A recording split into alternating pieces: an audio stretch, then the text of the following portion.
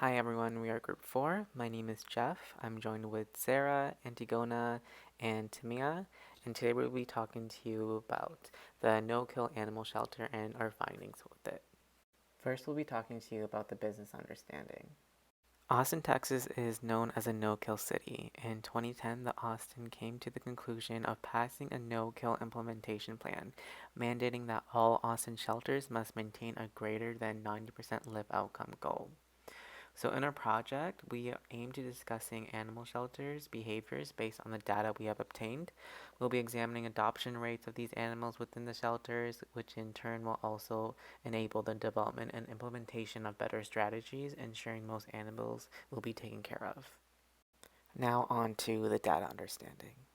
So the data set that we received, which is called Austin Animal Shelter Outcomes, was retrieved from Kaggle. There are 12 variables and 70,850 outcomes. And now on to the data preparation. So this is us importing the data set. As you can see that we made all the strings as factors. Originally the strings were characteristics, which is what we did not want. So we decided to make them into all factors.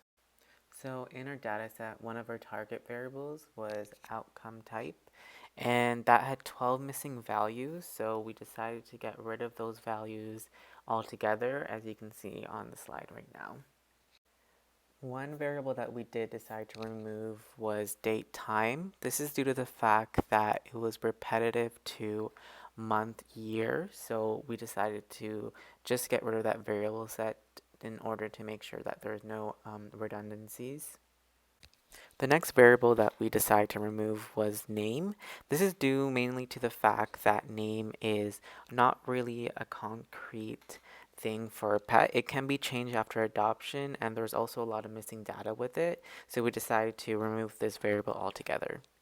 And the final variable that we decided to remove was outcome subtype.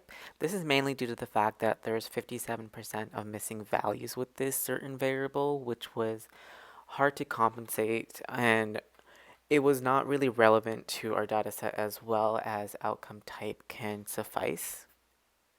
And the final step in our data preparation was preparing shelter date of birth and month year into date instead of factors. And this is simply done by the coding above. And this is our final data set of all the variables that we will be including and using for our models. Now on to modeling and evaluation.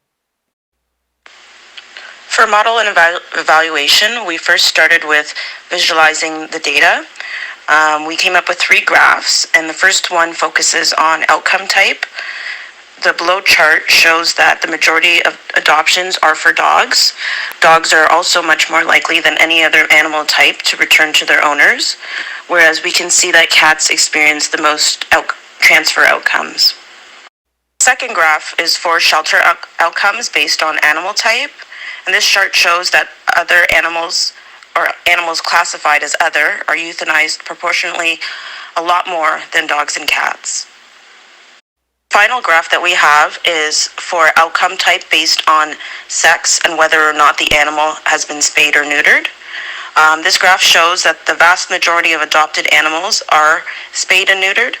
Proportionately, there are a lot more intact animals that return to their owners, and an even higher proportion that are transferred than adopted.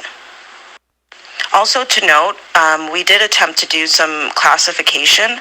However, since our data set is made up mostly of categorical values, we were unsuccessful in doing that. We tried using random forest and a couple other ones, but it didn't work out. So with that being said, I will pass it to Antigona for the clustering section of this project. So here's the workflow that followed for clustering. The original prepped dataset consisted of over 70,000 rows and 6 columns, and creating some algorithms using this dataset turned out to be computationally impossible. So we reduced the dataset to 12,000 rows and kept the 6 columns. That also was computationally impossible to work with. So then we followed 3 rounds of iteration 1, 2, and 3, where subsequently we reduced the dataset size, starting from over 1,000 rows and 6 columns to iteration 2 with 391 rows and 5 columns, and ending with iteration 3 where we had 117 rows and 3 columns. In each iteration, we tried to randomly select these rows, and we had a justified rationale for selecting the columns as well. So throughout these iterations, we basically identified the optimal number of clusters. Then we created a divisive or agglomerative clusters, and then we created dendrograms or radial graphs to represent such clusters. So throughout this process, shown in this figure, it is evident that by reducing the dataset, we do reduce the size and robustness of our analysis. However, the goal was to be able to actually test our codes and interpret the output.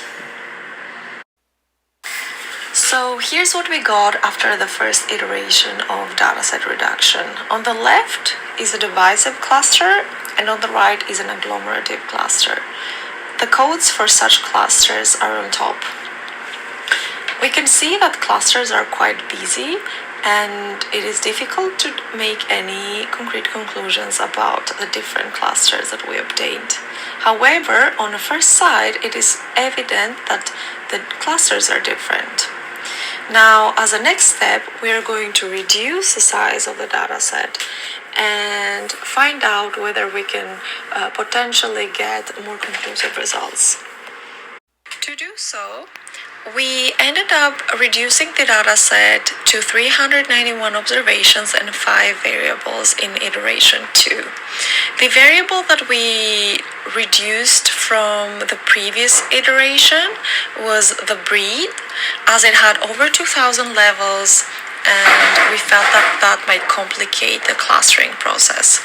So here is the output of the iteration 2, showing the number of observations and types of variables that were included in this dataset. And in the second part of the graph is the silhouette method. So this is the method that we use to identify the optimal number of clusters that we can use for the particular dataset of iteration 2. As you can see, on the x-axis is the number of clusters, and on the y-axis is the average silhouette. So the optimal number of clusters is defined as the cluster that gives the highest average silhouette. In this case is cluster number 8. Therefore, we conclude that for the particular dataset, the optimal number of clusters will be 8.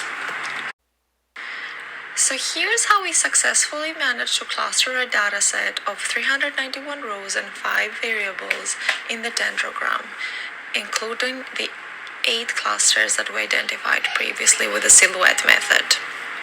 On the x-axis, we can see that the number of observations is around 400, and the y-axis is the height. The dendrogram is still challenging to interpret, but we can certainly see that this is a nice representation of the clusters that we created. In addition to the dendrogram, we created a radial graph, again using the dataset from iteration 2. This looks a little bit less messy and more appealing to the eye. We cannot see the heights or the number of observations that were used. But again, it is a successful representation of clustering our dataset into 8 clusters. In an effort to create clusters that are more interpretable, we decided to further reduce the dataset size. In iteration 3, we have 117 rows and 3 variables. We then created a divisive and agglomerative cluster, and here we can see that the clusters are different between them. However, in each cluster now it is easy to see the distinct animals that belong in each cluster.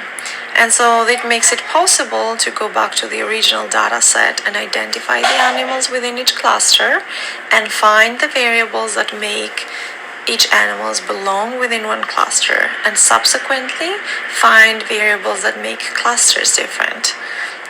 This is certainly a good step toward improving interpretability of our clustering method. Thank you for listening. Any questions?